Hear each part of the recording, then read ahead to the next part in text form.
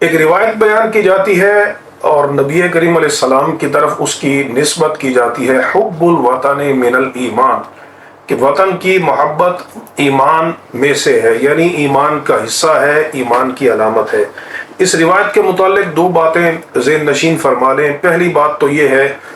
کہ اس روایت کی نبی کریم علیہ السلام کی طرف نسبت نہیں کی جائے گی، کیونکہ امام جلال الدین سیوطی نے الدرر المنتصرہ میں یہ بیان کیا ہے کہ لم اقف علیہ، کہ میں اس کی سند پر مطلع نہیں ہو سکا۔ یہی بات امام سخاوی نے المقاصد الحسنہ میں بیان فرمائی، اور انہوں نے بھی فرمایا کہ میں اس کی سند اور اصل پر مطلع نہیں ہو سکا۔ امام اجلونی نے کشف الخفا کے اندر انہوں نے یہ بات بیان کی کہ قال السغانی، سغانی نے فرمایا کہ موضوع، یہ روایت موضوع ہے، اور امام سخاوی نے المقاصد الحسنہ میں فرمایا لم اقف علیہ، کہ میں اس پر مطلع نہیں ہو سکا کہ اس کی سند کیا ہے، اس کی اصل کیا ہے، اور اس کے مصادر احادیث کون سے ہیں۔ امام ملا علی قاری نے الاسرار المرفوعہ کے اندر اس روایت کے متعلق یہ بیان کیا ہے کہ نبی کریم علیہ السلام کی طرف اس روایت کی نسبت نہیں کی جائے گی، اور کہتے ہیں کہ اگرچہ بعض ائمہ نے یہ کہا ہے کہ اس کا معنی صحیح ہے، لیکن کہتے ہیں اس پر بھی اعتراض ہے،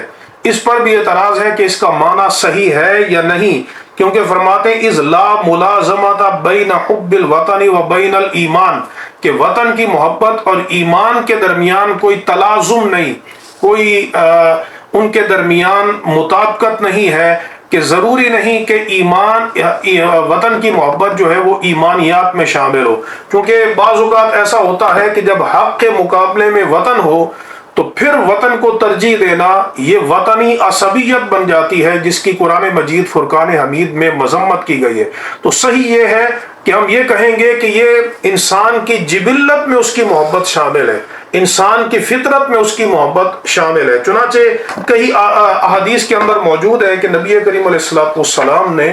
آپ نے بھی وطن سے محبت فرمائی ہے۔ مدینہ شریف کی محبت تو ہمارے ایمان کا حصہ اس وجہ سے ہے کہ سرکار دو عالم علیہ السلام کے وجود کے ساتھ اس کی نسبت ہے، اور اسی نسبت کی وجہ سے ہمیں مکہ شریف سے بھی محبت ہے۔ تو سرکار دو عالم علیہ السلام جب آپ مدینہ کو دیکھتے، سنن الترمذی ہے میں حدیث ہے فَنَظَرَ إِلَى جُدُرَانِ الْمَدِینَہ، جب آپ سفر سے واپس آتے، مدینہ کے در و دیوار نظر آتے تو حرکها من حبها، نبی کریم علیہ السلام اپنی سواری کو مدینہ کی محبت میں آپ حرکت دیتے اور تیزی سے آپ مدینہ میں تشریف لے کر جاتے۔ ایک روایت میں موجود ہے کہ سرکار دو عالم علیہ السلام، امام ترمذی روایت کرتے ہیں، حدیث نمبر 3926 ہے، اور سند صحیح کے ساتھ روایت کرتے ہیں کہ جب حضور صلی اللہ علیہ وسلم کو مکہ سے نکالا گیا اور آپ ہجرت کے لیے مدینہ میں جانے لگے تو نبی کریم علیہ السلام نے مکہ کے متعلق فرمایا ما اطیبا کے من بلدن، کہ تو کتنا پاکیزہ شہر ہے، وَأَحَبَّكِ إِلَيَّ، اور تو مجھے کتنا محبوب ہے، وَلَوْلَا أَنَّ قَوْمِي أَخْرَجُونِي، اور اگر میری قوم مجھے مکہ سے نہ نکالتی تو مَا سَكَنْتُ غَيْرَكَ، تو میں تیرے سوا کہیں اور سکونت اختیار نہ کرتا۔ یہ اس بات کی دلیل ہے کہ نبی کریم علیہ السلام کو مکہ سے بڑی محبت تھی۔ چنانچہ صحیح بخاری کے اندر حدیث موجود ہے کہ سرکار دو عالم علیہ السلام کو جب حضرت خدیجہ رضی اللہ تعالی عنہا ورقہ بن نوفل کے پاس لے کر گئیں، حدیث نمبر 3 ہے، تو اس ورقہ بن نوفل نے یہ کہا کہ لیتنی اکون حیا اذ یخرجک قومک، کاش میں اس وقت زندہ ہوتا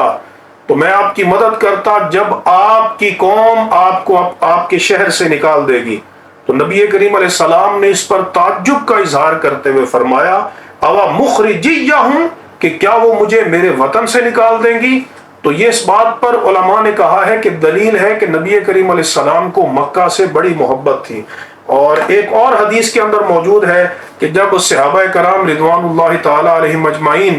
مکہ سے مدینہ تشریف لے گئے اور ہجرت کی تو ان میں سے بعض بیمار ہو گئے مکہ کی محبت میں۔ تو یہ انسان کی جبلت میں شامل ہے، فطرت میں شامل ہے، اور اس کو ایمانیات میں شامل نہ کیا جائے، اور پھر اسی طرح اس کی نبی کریم علیہ السلام کی طرف بھی نسبت نہ کی جائے۔ اللہ تبارک و تعالی ہم سب کو حق پر عمل کرنے کی توفیق عطا فرمائے۔ व आखिर दावाना अनिल हम्दुलिल्लाहि रब्बिल आलमीन।